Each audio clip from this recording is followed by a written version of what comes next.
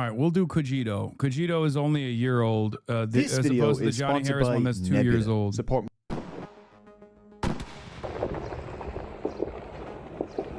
Once the home of 6 million people, now a constant barrage of artillery and airstrikes punctuate daily life. At least 3 million people have fled the city. Khartoum has become a ghost town. Even on Google Earth, you can see what were once busy, car-filled streets are now empty. Yeah, for the record, there is nothing that happens on this planet that America has no involvement in, okay? Nothing. You look hard enough at any conflict that's happening around the world, of course the global hegemonic superpower is going to have some degree of involvement in. I'm just saying that it is not as directly involved as a direct belligerent, even in the way that Russia is, okay? That's all I'm stating. America is behind all of the evil around the world to a certain degree. Even in this situation, they are behind the UAE, for example. And the UAE is the primary backer of the RSF. So, of course, America still has an indirect involvement, just like with Saudi Arabia and the UAE, which the RSF forces actually contributed to in the civil war in Yemen. It was the UAE on one side, the Saudis on the other side against the Ansar Allah movement that was backed by Iran. In that circumstance, it was American weapons and American munitions and American guidance systems that were responsible for all the fucking violence, but it was an indirect involvement.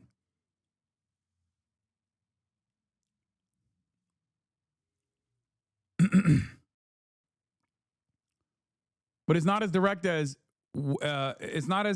our involvement in Israel. War broke out in the capital on the 15th of April 2023 between the Sudanese Okay, facts. America has no involvement with Sentinel Island. There you go. Armed Forces, or SAF, commanded by General Abdel Fattah al-Burhan, and the paramilitary group known as the Rapid Support Forces, or RSF, commanded by General Mohammed Hamdan Dagalo, widely known as Hemeti. This power struggle has caused the world's largest humanitarian catastrophe. International observers are sounding the alarm for genocide. 8.6 million people have been forced from their homes. 2 million have fled the country, many to neighbouring Chad and Egypt. This is the largest displaced population in the world. 25 million people, including 14 million children, are in need of immediate humanitarian aid. 18 million are facing severe hunger, the equivalent of the entire population of the Netherlands. 755,000 people are in famine conditions, meaning Sudan has now passed Gaza as the worst famine on earth. 2.5 million people are set to starve by September. The strange thing is that all this started out as an inspiring story of success.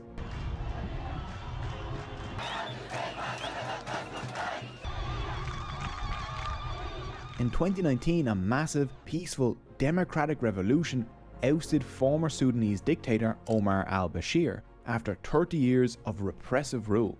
Sudanese men and women went into the streets and demanded their rights and won. Then, two generals smothered Sudan's democratic revolution and have now turned on each other. A civil war has broken out in Sudan. Famine is looming, a genocide is underway in Darfur, all while the international community turns a blind eye or is directly profiting from the conflict. Sudan is collapsing, and here's why. 30 years of iron-fisted rule under Omar al-Bashir ended today. Sudan is home to about 48 million people and around 500 different ethnic groups. It is 97% Sunni Muslim and Arabic is the main language. About 70% of the population are Sudanese Arabs, with significant minorities like Fur, Zaghawa and Masalit people. Sudan's history is thousands of years long, but we'll be starting in 1899 when this area was conquered by the British Empire, who then ruled Sudan as a colony until 1956. After independence, this new, massive Sudan faced huge challenges. The colonial borders the British drew forced very different peoples into one state. There was a divide between the country's wealthier Arab Muslim north and the less developed non-Arab Christian or animist south. which caused decades of civil wars, ending with Sudan splitting into two states when South Sudan broke off in 2011. In 1989, the military officer Omar al-Bashir seized power in a coup. Backed by the Sudanese armed forces, he ruled for the next 30 years. Since independence, Arab elites and military men in the Nile River Valley have dominated the Sudan. This is key. One of the many reasons why there's so much conflict. Okay, controlling the Sudanese ports. State, prioritizing development in cities like Khartoum while neglecting peripheral regions like Blue Nile, South Kordofan and Darfur. Subsidies for fuel and wheat for the cities are financed by exporting livestock. This is not a conflict that can fit into a pro or anti-Western framework. Egypt and Saudi support the SAF, and Egypt is the second largest recipient of military aid after Israel. Conversely, that camp includes Iran and RSF as Chinese weaponry. No, that's why I said, like, America can get away with saying that this is a fucking genocide that's going on. That's what I mean. It doesn't mean that America's hands are not in this. Of course, they are involved, but it's not as direct. That's simply the point I was making. You feel me?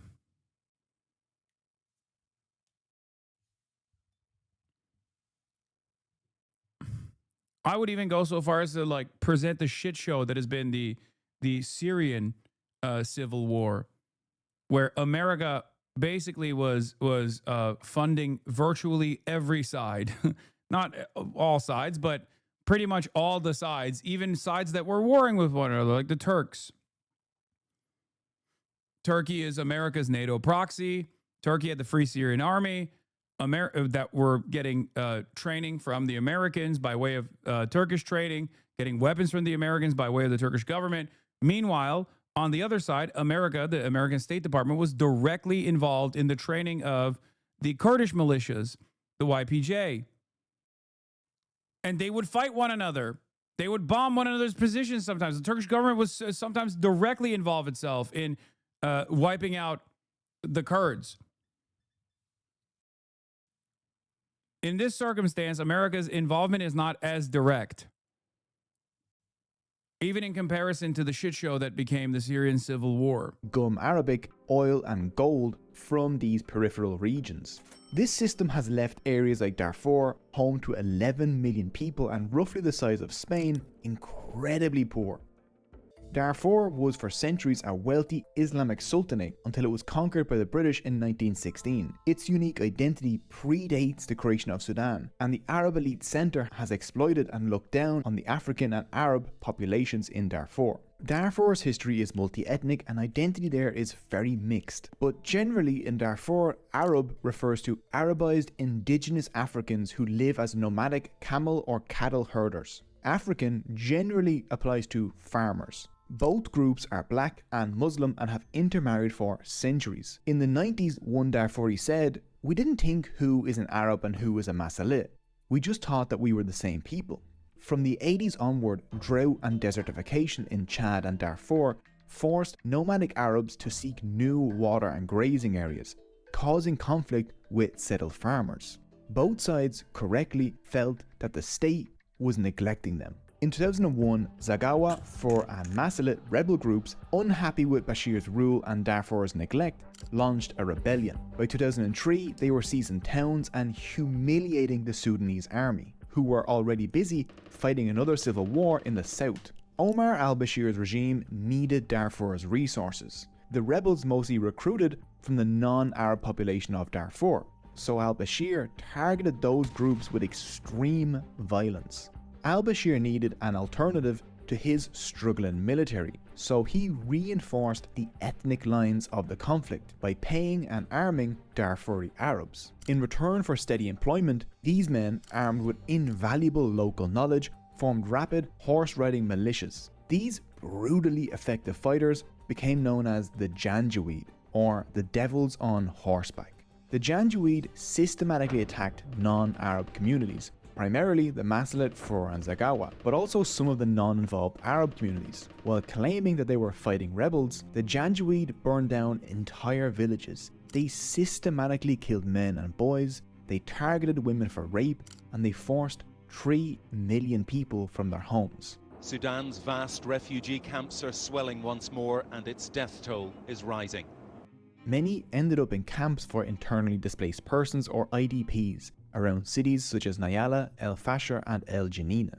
By 2007, al-Bashir and the Janjaweed killed at least 300,000 people.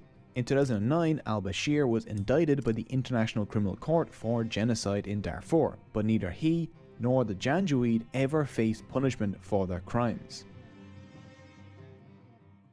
After decades of repressive rule, al-Bashir needed to coup-proof his regime. The Sudanese armed forces had overthrown the government 3 times since 1956. To avoid this fate, he built a paramilitary to counterbalance the SAF. In 2013, he consolidated the Janjaweed militias into a single force under his direct control called the Rapid Support Forces. This new, highly mobile force could rapidly deploy to suppress any resistance to al-Bashir. Since 2013, the RSF has continued the Janjaweed's crimes in Darfur, destroying hundreds of villages with impunity. Hemeti is an Arab from Darfur, and he fought in the Darfur conflict and rose up to become a senior Janjaweed leader. He displayed exceptional loyalty to al-Bashir, who made him the leader of the RSF. The RSF crushed any resistance to an increasingly hated al-Bashir so efficiently that al-Bashir called Hemeti my protector. Hemeti had larger ambitions though. Sudan is the 3rd largest producer of gold in Africa, the world's most gold-rich continent. At the same time, Sudan remains one of the poorest countries in the world because the gold mined by the hard work of the Sudanese people has never enriched the Sudanese people, but it did enrich Hemeti. In November of 2017, Hemeti's RSF seized the Jebel Emir gold mines in Darfur from anti-al-Bashir rebels. Hemeti now controlled gold mines worth billions of dollars. 99% of Sudan's gold is exported to the United Arab Emirates or UAE, who refine it and then sell it on the international market, making the Emirates and Hemeti filthy rich. The Al Gunade company run by Hemeti's family has become a vast conglomerate covering gold, transport and construction. But the UAE and Hemeti's relationship went well beyond just gold. In 2015, the UAE struck a deal with Hemeti to send RSF soldiers to fight in the Saudi Emirati war on the Houthis in Yemen. The RSF mercenaries were paid $13,000 for each 6 months of fighting. A Sudanese doctor working overtime might earn about $500 a month. For impoverished Darfuris, fighting in the RSF became one of the only reliable sources of income.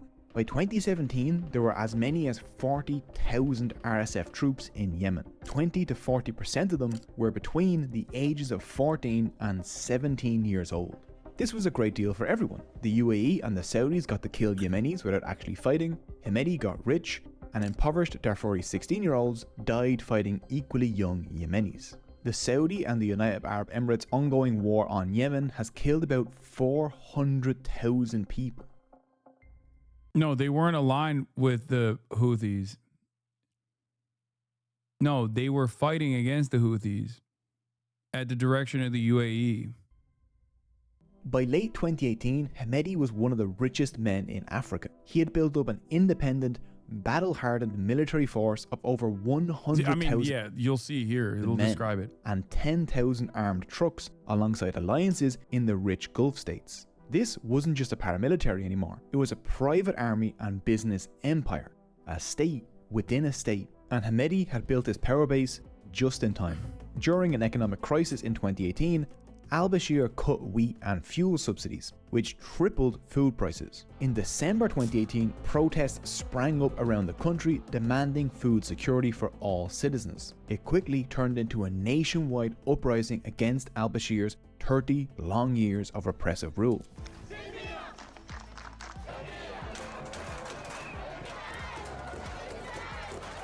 The whole country is Darfur became a slogan repeated over and over again in protests across Sudan, a show of solidarity for Darfur, whose suffering had been ignored for decades. This revolution was being led by groups called resistance committees, grassroots, civilian-led groups that organised neighbourhoods to wage civil disobedience campaigns against the government. Dozens of protesters were gunned down by the state, but thousands of young women and men in the resistance committees kept making their demands. The resignation of al-Bashir, the end of military rule, a transition to democratic civilian government, and the prosecution of war criminals, including al-Bashir.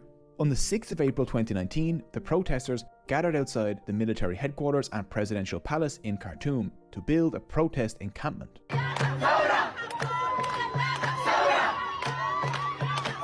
Images of the protester Alaa Salah leading chants went viral. Trade unions and resistance committees brought the country to a standstill. The noose was tightening around Bashir.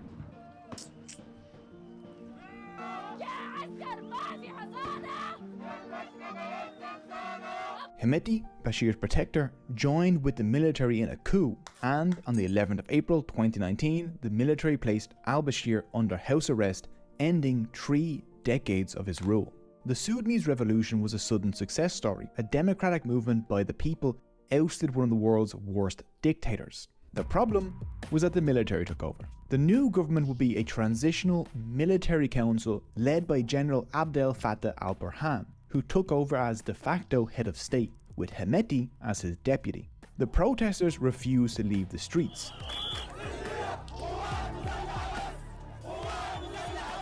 They demanded the RSF be dissolved, the army go back to the barracks, and the government be handed over to civilians. For the military and the RSF, this threatened their power and business interests. Al-Bashir was disposable, but the system wasn't. Al-Burhan and Hemeti began to crack down on the protests.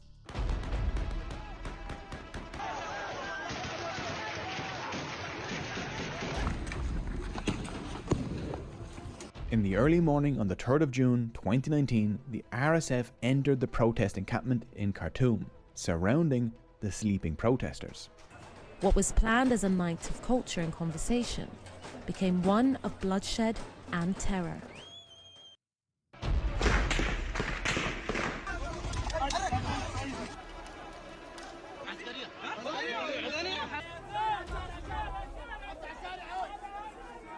Chaos is broken out at the sit-in. I'm told that earlier rapid support forces and paramilitary group, now part of the armed forces, fired live ammunition up, beat them severely. These people, we don't know if they were the RSF or not, entered Nile Street to try and clear the barricades. They fired live ammunition and there were loads of casualties. I saw 5 dead in front of me and transferred no less than 30 to hospital. Chad said this is slowly happening in Pakistan as well. Yes. They unleashed a massacre. They burned people alive in tents and murdered and raped their way through the campsite.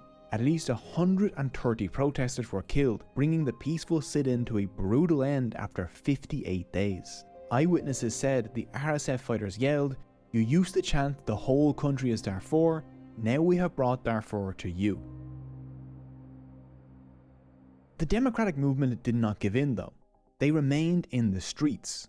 Negotiations led to a power-sharing agreement with a transitional government with al-Burhan as Sudan's de facto head of state, Hemeti as his deputy, and the civilians were represented by Prime Minister Abdallah Hamdok. For months and months, civilian groups tried to negotiate a transition from military rule to full civilian rule, with a new constitution and elections in 2022. The problem was that the democratic transition was doomed from the beginning. In order for Sudan to become a democracy, it would have to separate the military from control of the economy and the state, which the military and Hemeti were obviously against. The trouble was that the military and Hemeti were the people with guns. The Sudanese people also wanted war criminals brought to justice. If they gave up their power, the generals would end up in court for their crimes in Darfur or the June 3rd massacre. And finally, the civilians wanted the RSF gone. Sick of negotiating with civilians, al-Burhan and Hemeti teamed up on the 25th of October 2021 to perform a military coup. They dissolved the civilian part of the government and arrested Hamdok. The coup wasn't received well.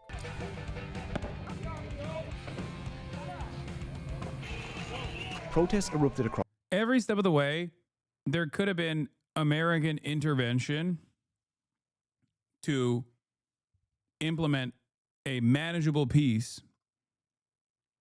And the reason why they looked in the other direction is because it was, one, in Africa, And two, they did not want to fuck up the bag. No, it wasn't just COVID. They just didn't want to. They didn't want to fuck up the bag for the United Arab Emirates and the Trump administration beforehand as well. Across the country and were violently put down week after week. But the protests did continuously push al-Burhan and Hemeti back to the negotiating table, as both wanted some sort of agreement with the civilians to legitimize their rule, but they wanted an agreement that left only them with the power and the guns. Negotiations after the October coup continuously froze over one issue: how to integrate the RSF into the Sudanese military. There was no resource to exploit? No, there are. There's gold and oil. Well, most of the oil is in South Sudan, but there is gold. It's just not a commodity or a resource that they particularly care about that much. And also, they would much rather turn a blind eye to this so that their regional ally could gain a stronger foothold over the country. Can't have two armies. Al-Burhan wanted the RSF to merge into the SAF within 2 years. Hemeti wanted a decade. From Hemeti's point of view, why would he give up his powerful paramilitary? The moment he does, he loses all leverage, and then Al-Burhan can eliminate him. I think you can go so far as to say that you can tell that this wasn't like American NGO-backed civil society organizations that were actually causing a ruckus in making demands for a democratic organization of Sudanese society. Because if that was the case, because that's usually the American footprint, a color revolution of sorts, that's when America does intervene. But when it's actually the democratic wishes of the majority, like a true democratic wish of the majority, as opposed to a regional actor's resource extraction scheme, then they just don't give a shit. They don't talk about it. The media doesn't cover it as much. And that's how it goes. If you're Al-Burhan, your incentive is to eliminate Hemeti as soon as possible. The longer you wait, the more powerful he gets. They smothered Sudan's potential democracy together, but now the two generals, one a brutal paramilitary leader from Sudan's most marginalized area, the other a career general representing the ruling class at Sudan's center, now faced off as it became clear that if they could eliminate the other, they could win the whole country for themselves.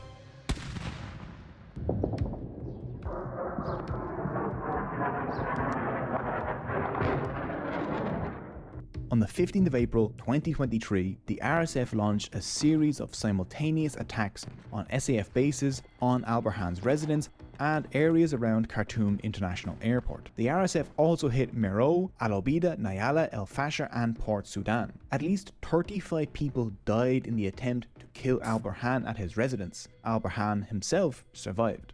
A civil war had begun. Khartoum became a deadly battle zone. People who could afford to fled the city.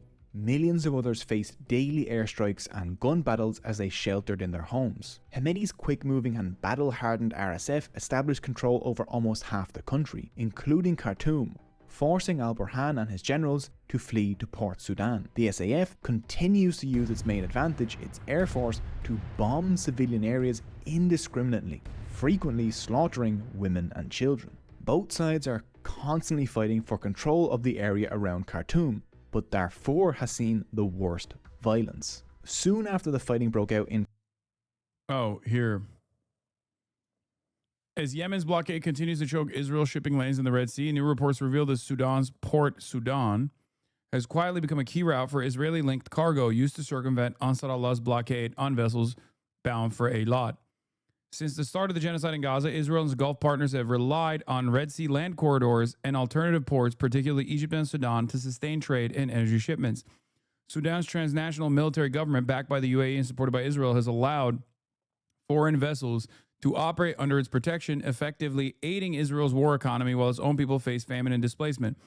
What Yemen shut down in defense of Gaza, Sudan's generals have reopened for profit and for political favor. This report, written likely to give legitimacy to the RSF militia, claims that the Sudanese government is backed by the UAE. Also explain to me how an Israeli ship banned from the Red Sea would benefit from using Port Sudan, which is in Africa. Oh, this is this person is saying that the mint press is offering legitimacy to the RSF by shitting on the government forces or the other generals' forces, SAF. The problem is both sides are either working alongside Russia or they're working alongside the UAE. I don't think this ends up giving legitimacy to the. I don't think that the yes, the SAF is not good either.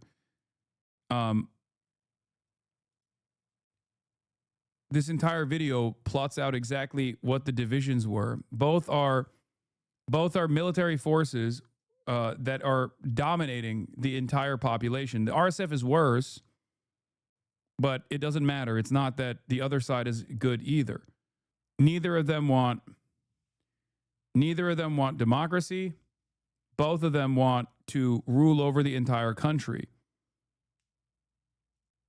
And there are regional partners like Egypt and even in some instances Russia that are trying to ensure that the RSF doesn't control the country. The UAE wants the RSF to control the country, but from the perspective of the Sudanese population, they want democracy to take place. Khartoum, the RSF attacked El Geneina, home to 540,000 people, what was once the lively capital of West Darfur. From mid-April to mid-June 2023, RSF forces with heavy artillery and gunfire systematically attacked civilians and infrastructure such as hospitals, mosques and schools in El Geneina. They targeted the primarily Masalit majority neighbourhoods in El Geneina and the internally displaced persons camps surrounding the city. In El Geneina, the RSF committed a campaign of systematic rape and enslavement of women in the areas they attacked. In and around El Geneina, the RSF went from house to house, killing Masalit or presumed Masalit males of any age. We met one of the most senior Masalit figures from the region. 100% this is a genocide. For the record, the reason why I said that ethnic conflict or sectarian tensions are not the primary responsibility here, but simply a galvanizing factor for the forces is for this reason. Because the violence itself can be easily read as sectarian infighting, like a sectarian tension, the Masalit getting ruthlessly slaughtered by I guess more Islamist RSF forces that are backed by the UAE. But the reason why that's not the primary factor here, that is just a galvanizing factor, is because the ultimate goal is resource extraction. They are, however, using the pre-existing ethnic tensions to move people in this direction. Can you put your hands Yes, up? they're using ethnic and tribal divisions they're exploiting ethnic and tribal divisions to do unlimited violence. If either your father or your brother is either dead or missing.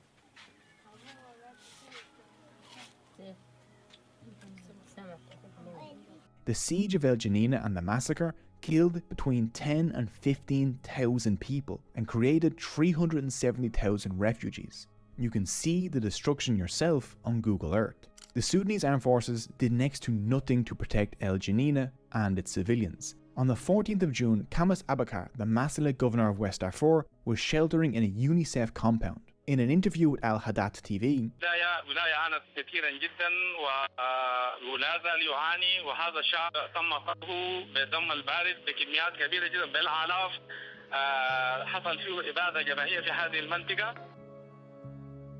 soon after the interview, the governor was captured by the RSF, and hours later, videos of his corpse were shared on Twitter.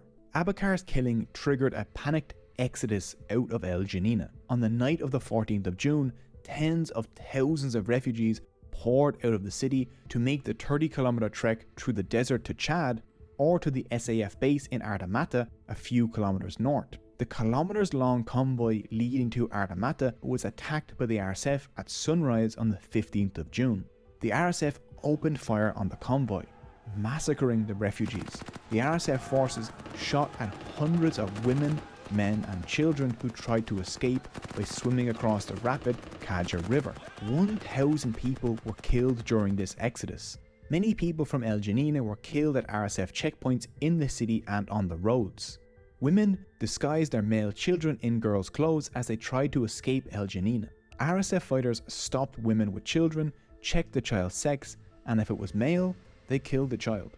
By the 27th of July, 179,000 new refugees arrived in Adre, a poor border town in Chad. 600,000 Sudanese people are now living as refugees in Chad with little hope of returning home. The RSF are the Janjaweed relabeled. They avoided justice and the international community allowed them to flourish. Now they have 20 more years of experience and upgraded weaponry and are committing genocide again. The RSF has conquered the capital of all 5 Darfur states with the exception... Sorry, I want to clarify a previous statement. I misspoke when I said the Islamist forces. The RSF is a secular Arab nationalist, or at least they present themselves as a secular Arab nationalist force rather than an Islamist force. Exception of Al Fasher, a city that now stands alone. Its population has ballooned to 1.8 million people, as it houses over 1 million displaced Darfuris. Al Fasher has been under siege by the RSF since April 2024. The RSF has blocked all roads leading to Al Fasher. No one is coming to their aid, and the city is being starved to death. Both the RSF and the SAF block aid access to each other's territory. The Sudanese armed forces ordered international aid organisations and the UN not to deliver aid over the Chad border into RSF territory, and the organisations are obeying that order, which means that those under attack in Darfur are alone. In December 2023, the RSF captured Gezira State, Sudan's breadbasket that produces nearly half of the country's wheat. In that state alone, the RSF has looted supplies that could feed millions. Now, 18 million Sudanese are facing acute food insecurity. If the situation does not change, 2.5 million people could die by the end of September. Access in Sudan is so limited that we have no idea how many people have actually died in this war so far. The UN reports that about 14,790 people have died, but we know that around 15,000 people died in El Janina alone. Some experts believe that 150,000 people may already be dead. The Sudanese have been left to fend for themselves in the world's worst humanitarian crisis. This is also another one of the reasons why it's like more difficult to cover what's going on. The reason why it's more difficult to cover what's going on in Sudan is also because they just straight up, just like Israel, murder every single person that they can get their hands on, including journalists.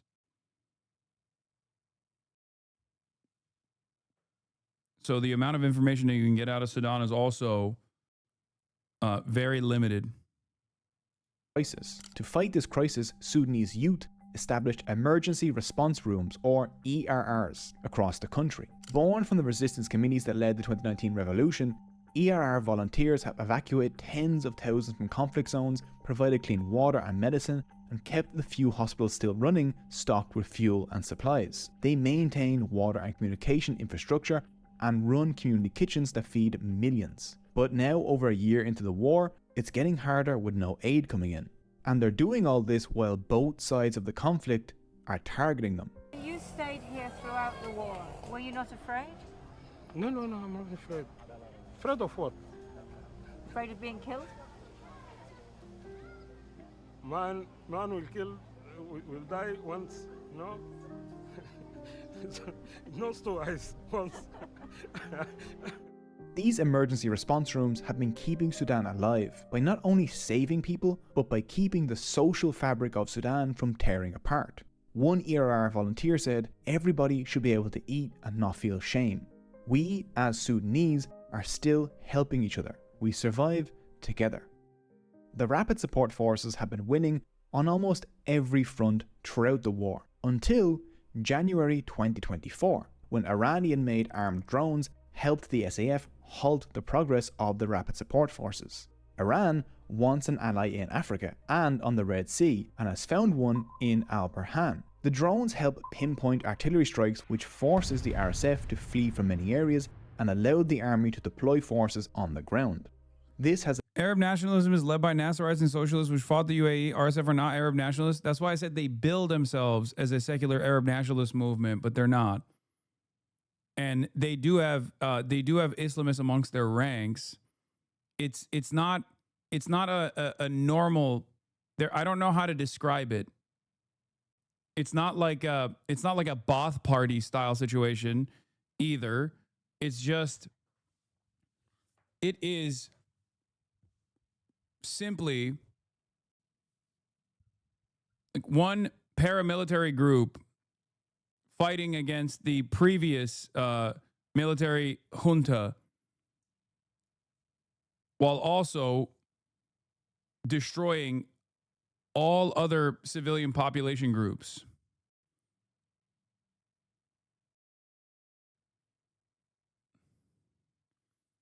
But they're not like they're not engaging in a pan-Arabic nationalist movement. That's the reason why chatters are pushing back on that, is because that ideology invokes a specific historic pattern. Allowed the SAF to regain pockets of territory around Khartoum. Whether this actually changes the war or whether it just drags this hell out for civilians is yet to be seen. For years, the Wagner Group, Russia's state-funded private military company, has armed and assisted the RSF in exchange for access to Sudan's gold. Sudan's gold helps Russia avoid the effects of the economic sanctions placed on it after it invaded Ukraine in 2022. Gold is a global hard currency that Russia can use to prop up the ruble. Hemedi was in Moscow with a plane full of gold on the day Russia invaded. On the 5th of June 2019, 2 days after the RSF massacred over 100 protesters in Khartoum, the Wagner-affiliated company Mero Gold, a company with mines in Sudan, supported by the RSF, imported 13 tons of riot shields, helmets and batons to a company owned by Hemedi's family. Shortly after that, Hemedi purchased high-end surveillance and phone hacking equipment from Israeli intelligence, which allows him to crack down on any resistance in Khartoum or near his gold mines. In April 2023, the Wagner Group supplied the RSF with surface-to-air missiles, which have been invaluable in taking out SAF jets. After Wagner's leader died after a short-lived rebellion against Putin, it appears Russia has changed sides, or at least is now supporting both sides. In April 2024, Russia pledged recognition and military support and then began selling gas to Al Burhan and the SAF. And Al Burhan has committed to building a Russian naval base in Port Sudan. Yeah. But the major This is why I said they arm and fund both sides. In Sudan's civil war. Also, this is not unique. I just described to you that America does this shit all over the place as well. This is not unique to Russia. This is what superpowers do. And yes, Russia and Israel are more often than not on the same side when it comes to regional affairs. I know everybody likes to think like, oh, what are you talking about? Russia is like pro-Iran. Russia is pro-Iran. Vladimir Putin has openly stated that Israel is seen as like a sister nation to Russia. It's the third most commonly spoken language in Israel after Hebrew and English is Russian.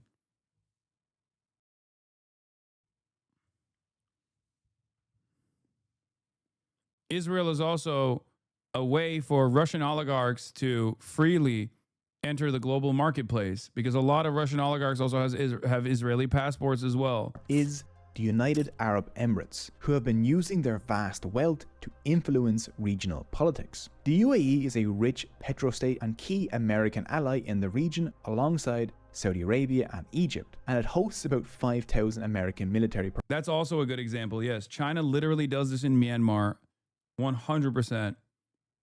That's also true.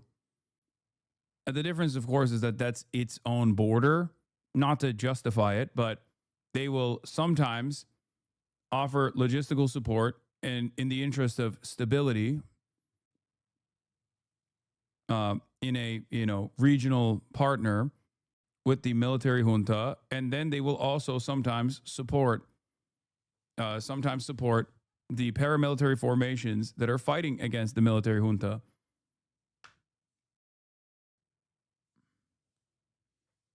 Yeah. You can do this all you want. It's just the truth. Personnel. Hemedi keeps the gold flowing out of Sudan and into Dubai. Both Hemedi and the UAE and their customers want that gold to keep flowing. In June of 2023, Chad's president met with the UAE's president in Abu Dhabi, and Chad's president left that meeting with $1.5 billion. By the way, Chad's annual GDP is $12 billion. Suddenly, UAE cargo planes began landing in Andajaras, a tiny oasis town close to Chad's border with Sudan. Cargo planes from the Emirates have been landing there on a near daily basis since June 2023. When the records of these flights were publicly leaked, the UAE said that they had just built a 50-bed hospital there to help with the Sudanese refugee crisis, a crisis that's happening 300 kilometers to the south. The UAE called this a new milestone in the UAE's bright record of giving. What was it giving? Well, it wasn't aid. Locals have stated that the hospital is treating wounded RSF fighters. Weapons are flown into this airstrip and then are driven to Zarug, the main RSF base in North Darfur. Hemeti's fighters UAE was giving Emirates supplied weapons to the RSF anti-tank missiles to target army bases in Khartoum. In February of 2024, a leaked document confirmed that 100 RSF soldiers were flown to the UAE for training on drones and tanks. The UAE, due to its support and arming of the RSF, is complicit in the genocide in Darfur, and any of its allies such as Saudi Arabia and the US who continue to support it are also complicit. The UAE sees Sudan as a useful Red Sea ally and also as a future cheap source of food and mercenaries. The Emirates have also positioned themselves as fighters against Islamism, which they think has influence over the SAF. During the 2011 Arab Spring, the fear of Islamism became a useful tool for Middle Eastern dictators as a way to brutally put down protests against their rule. Sure, they weren't killing democratic protesters, they were fighting Islamists. Promises to fight Islamists have for decades been used to gain Western military aid and immunity for human rights violations. Abdullahi Haleki from Refugees International said the UAE has worked more than any other country to stifle the emergence of democracy in the region. Hemeti has noticed that by calling himself a fighter against Islamism, he can win support from the West and Gulf states. He's even paid several Western PR firms millions of dollars to... It's pretty funny that, like, I mean, it's obviously tragic, but there's a hint of irony here that like these guys just don't give a shit, okay? They don't give a shit. It's not, I don't know how to describe it as far as like whether this is a real war being waged against like fundamentalist forces or not. It doesn't matter. It's not. That's not the case. Especially when you think about like the forces that the Saudi government has utilized in perpetuity around the fucking region and have propped up, and a monster that they have fed in Africa as well. Where do you think Al-Qaeda comes from? Like, what was Osama bin Laden doing? He was doing this shit, but in other neighboring African nations.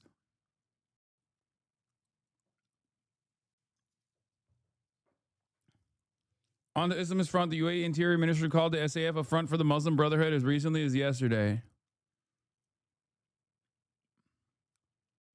Only reason this has any staying powers of the previous al-Bashir regime was the only other Salafist regime besides Saudi Arabia. They use that to claim that the current military is dominated by Salafists.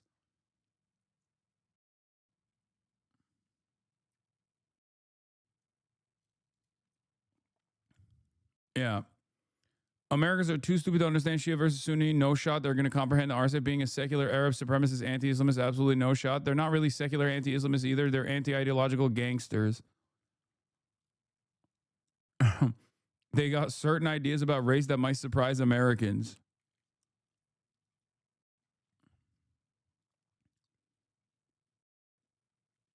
Like it is a marketing technique.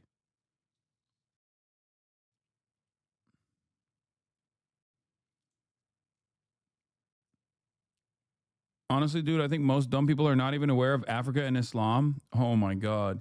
America's #1 weapon it wields in Africa is the exact same shit that they did in the rest of the MENA region in the Middle East, which is ISIS-style forces that literally wreak havoc only for America to then set up a fucking military base to combat ISIS-style influence in the region. How did those guys get there? How did they get the weapons? How are they fucking dominating all of these other nations on the verge of instability? I wonder. Only to then have to bring in an American military base so they can engage in some sort of stabilization operation. Market him that way. One British PR firm Hamedi hired stated, just 7 months after the June 3rd massacre, the media tends to focus on the past, when his role in the current and future is more important. We should therefore seek to rebalance the perception of the military to neutral to positive. The past being mass murder and not like some old dodgy tweets. Very few international powers actually want democracy to take hold in Sudan. The UAE, Saudi Arabia, Egypt, Russia and their allies know that a military regime would suit their interests. They want to keep resources flowing out of Sudan. They want bases in Sudan. And they definitely don't want an example of people overthrowing an authoritarian government. The question for them isn't how to stop civilian suffering, it's whether they prefer an SAF. Yeah, this is also a good point. Here are the names of the Israel/UAE-backed groups in Gaza. Counterterrorism Strike Force, Shujaiya Popular Defense Force, the New Gaza, and the Popular Forces. Popular Forces being the one with the, I mean, all of them I think have different AI emblems and logos, but they're all popular forces. They all present themselves like anti-Islamists. Is always the same shit. Open Presence, thank you for the 25. Get the subs. The Arab identity in Sudan is extremely complicated. I've seen some articles refer to the Janjaweed versus others. To be more accurate, as old tribal feuds of nomadic versus sedentary tribes stoked purposely by the previous president through his use of the Janjaweed/RSF against those they had tensions with. Yeah.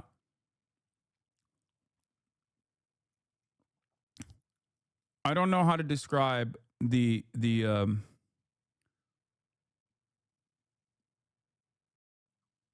it's not just a marketing technique though. This anti-Arab and this anti-black and Arab supremacist ideology is deeply ingrained in the RSF dating back to the Janjaweed.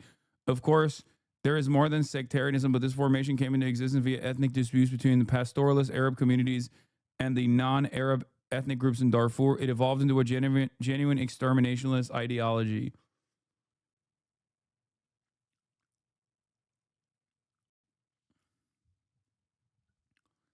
Yes, for the Americans in the chat saying, how is it anti-black when they're both black? Dude, you keep trying to fit Western labels on this very complicated conflict. Please stop. But the RSF seems to believe that they have some semblance of ethnic supremacy over the people that they're slaughtering.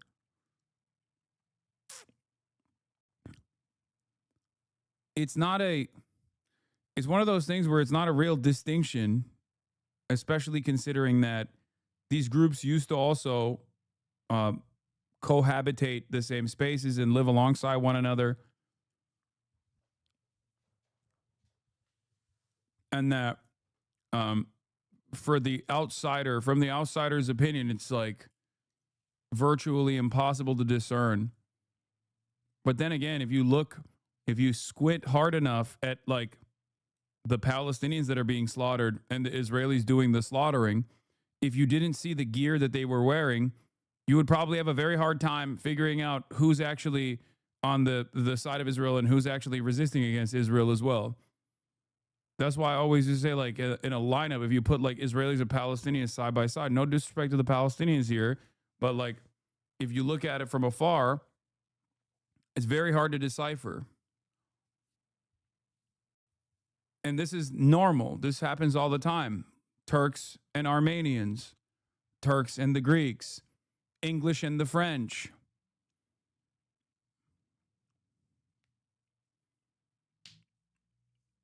Not really a good example. No, it is a good example. It's the same shit. Turks versus Kurds. All men are brothers is what I'm saying. And a lot of the racialized animus is like a post-chattel slavery holdover people used to enslave one another with regular frequency, but under chattel slavery, there needed to be a difference, a different justification, especially because the people that were being enslaved were coming from different religious backgrounds, whether they be Muslim or whether they be Christian as well in certain instances. So they had to find a different language to justify the domination. And so they came up with skin color and race science.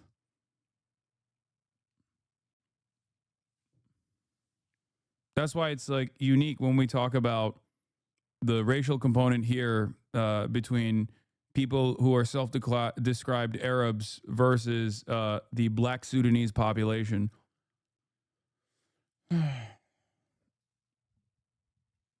Yeah.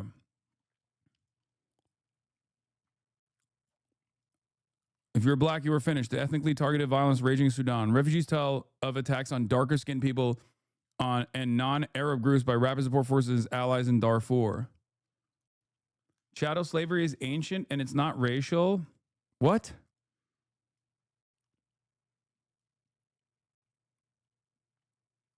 No. No. It absolutely is racial. Your knowledge on this is poor.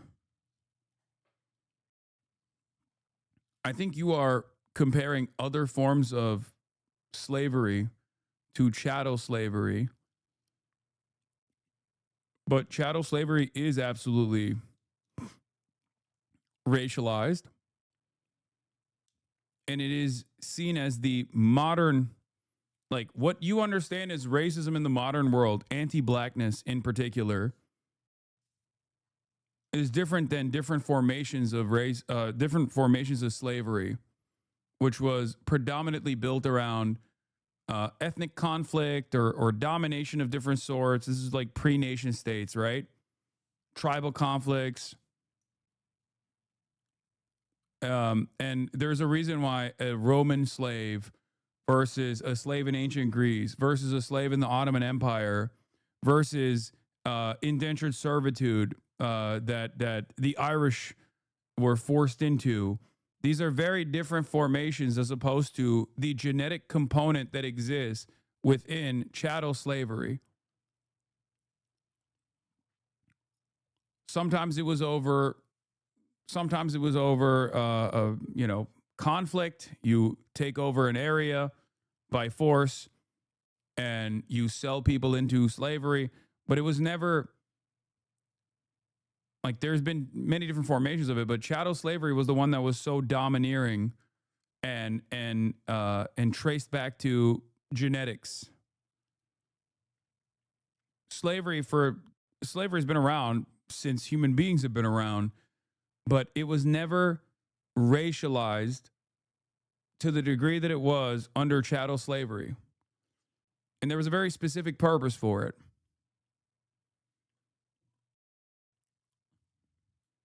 Yes, it was generational. There was no way of like buying your freedom. There was no like educational component or upward social mobility, even within the slave class structure. It was not considered to be like a political status. This is the reason why historians will say chattel slavery is like a uniquely evil form of slavery as opposed to all other forms of slavery. This isn't to say that other forms of slavery were good, obviously, but it's just that chattel slavery is uniquely evil. And a big part of the reason why it's uniquely evil is because of the permanency of it and also the racial component that comes along with it.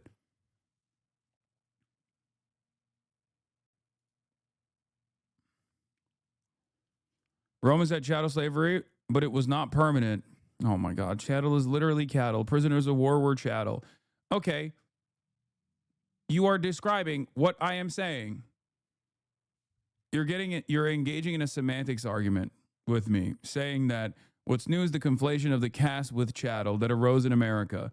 This is a semantics argument that you're engaging in, where you're saying that the caste system applied to chattel slavery was unique. But when I say chattel slavery, everybody understands I'm talking about the transatlantic slave trade, like the enslavement of Africans. Okay, that's what most people understand. And the racialized component that I'm talking about came along with that so that there was a justification for the permanence of this slave structure and the forced reproduction of people that were treated as, once again, cattle with no way out. You understand the distinction between the Roman version of slavery, and you're saying that Roman version of slavery was also chattel slavery, even though you understand that the main point I was making wasn't even about chattel slavery. I'm using that as the common understanding that every single person has in terms of chattel slavery. Okay.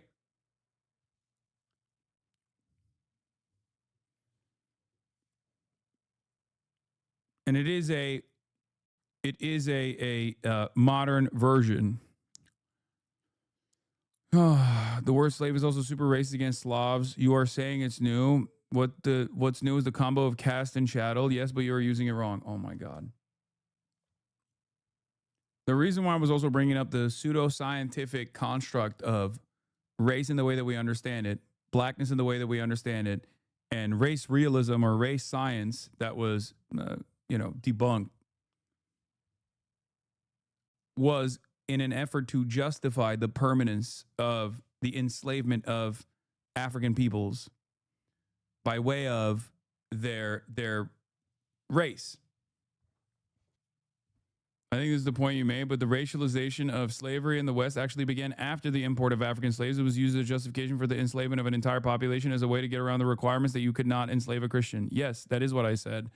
And that chatter knows I'm right, but he had to be annoying and try to engage me in a semantics argument. It's like saying barbarin is a hateful terminology deployed against Germanic tribes or some shit. You know what I mean? How dare you use the ancient slur barbaric? Anyway.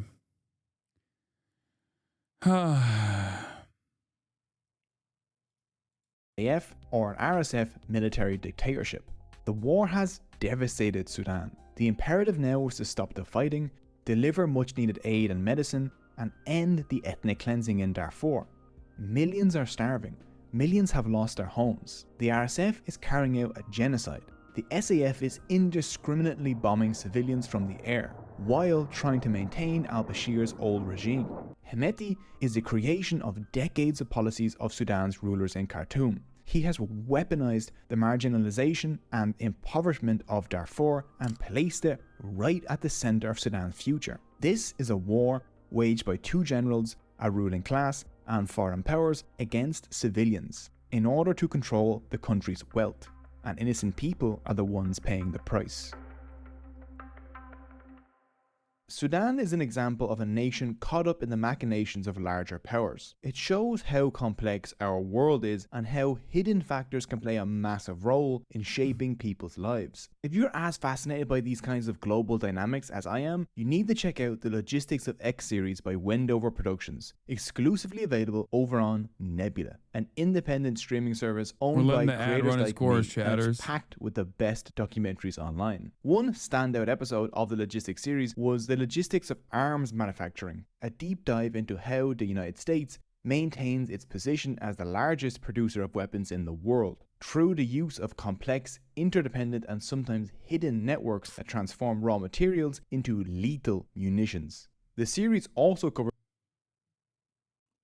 Anyway, all of the regional actors are backing one force over the other, or both at the same time, to different degrees. Russia being a regional, I guess if you want to call it a regional actor, one that arms and funds both sides. All right. America and Britain send UAE arms to curry favor and win big contracts, while the UAE funnels arms to the brutal RSF in return for Sudan's gold. Despite the treaty obligations, Western nations continue to send arms to the UAE, which in turn gives some of them to the genocidal RSF to commit atrocities in Sudan. Like, while the SAF is not great either, the RSF is significantly more brutal in terms of the metric ton of violence that they've subjected the populations that it's dominated. Western countries have known this and have been going on for years and kept arms shipments flowing. Back in March, Chris Van Hollen and Sarah Jacobs introduced legislation to stop sending arms to the UAE until they stop arming the RSF in Sudan. America and Britain send the UAE arms to curry favor and win big contracts, while the UAE funnels arms to the brutal RSF in return for Sudan's gold. As evidence of the UAE backing the RSF mounts, remember that the top Biden aide who helped absolve the UAE of any wrongdoing went on to work for a firm with close leadership to the UAE. Brett McGurk, former U.S. National Security Council official for the Middle East under Biden, and the key figure in reviewing the administration's stance on UAE's alleged arms support to Sudan's rapid support forces, has now joined a financial firm operating in the UAE. Recently, McGurk met with Tahnoun bin Zayed as a part of the firm's delegation to explore partnership with tech and AI. Notably, just days before leaving the White House, McGurk officially denied UAE involvement in arming the RSF in a letter to Congress. Here was Akbar Shahid Ahmed's reporting. Only the United Arab Emirates, known to be RSF sponsor, could apply pressure to bring about a pause in fighting in Sudan and prevent a genocide. The sense in D.C., including inside the admin, is that Biden advisor Brett McGurk is shielding the UAE. This was on June 4th, 2024. Incredible stuff.